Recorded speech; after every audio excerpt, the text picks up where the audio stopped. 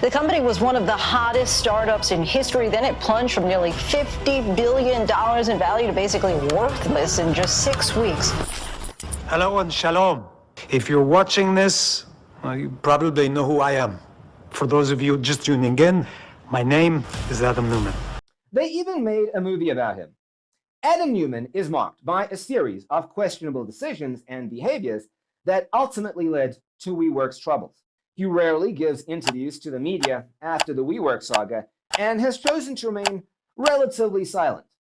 But in the past weeks, he's back promoting Flow, a real estate project hoping to transform conventional apartments. Although Flow is Neumann's new act, it mirrors his old one. He's the co-founder and disgraced CEO of WeWork, which was a startup that was valued at $48 billion until it all kind of crashed and burned. Because I guess people wised up and realized it was basically a real estate company. Well, now Adam Neumann has a new company called Flow, and it's already valued at $1 billion.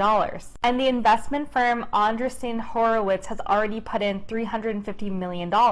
The firm said in a blog post that they invested in Flow because America is in a housing crisis. Here's the thing, this isn't actually a new idea. Neumann had a whole business vision for where people worked, how they lived, and even where they sent their kids. We work, we live, we grow. The media even toured some of WeWork's co-living spaces. I think this idea just shows how bad America's housing crisis has become.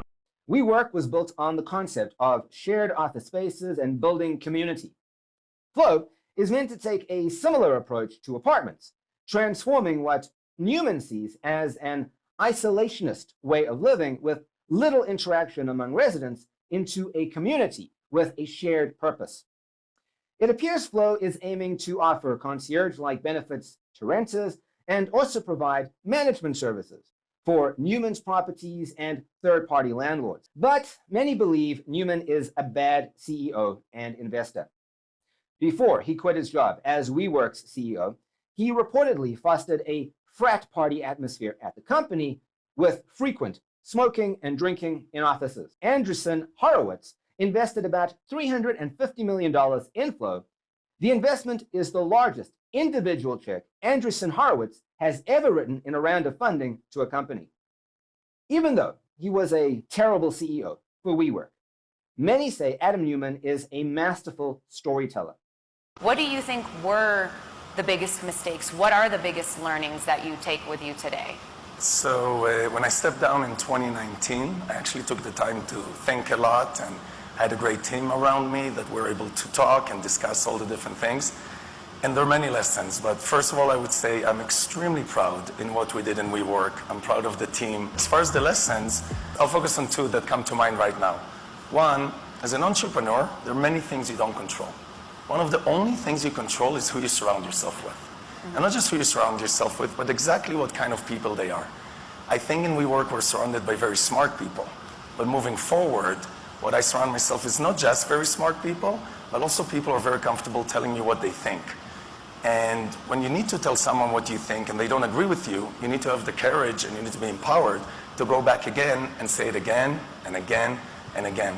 The second one is listening. The first lesson doesn't work without the second one. When I stepped down from WeWork, I had the opportunity to become an investor. And our family office invested in over 50 different companies. And I got to be the investor giving the entrepreneur advice and seeing that the entrepreneur is not listening and getting a little frustrated until I realized that maybe this is part of how I used to act.